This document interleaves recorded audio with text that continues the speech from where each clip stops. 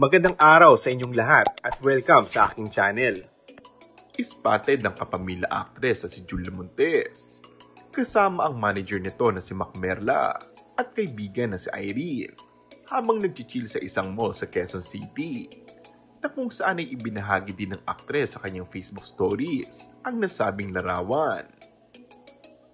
Isang netizen naman ang agad na nagkumpirma ng nasabing larawan matapos na personal na makita ang aktres sa nasabing lugar.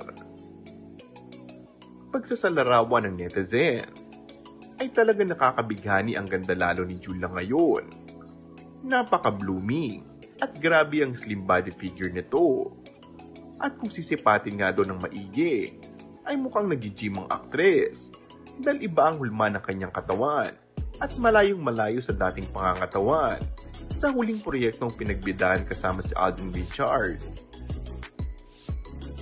Dahil sa paglalarawan sa aktres, ilang netizen ang biglang binalikan ang naging pahayag ng showbiz columnist na si Christopher Min. Matapos nitong isiwalat na di umuni nagdadalang taong aktres sa ikatlong pagkakataon sa kasintahan na si Coco Martin.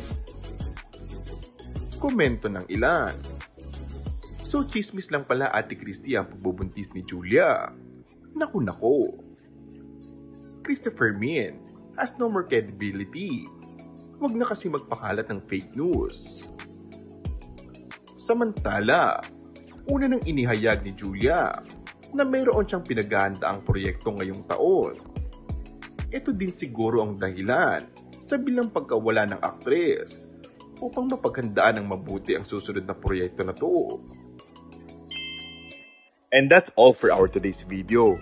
Kung bago ka lang sa akin channel ay mag-subscribe at pindutin na rin ang notification bell. Maraming salamat!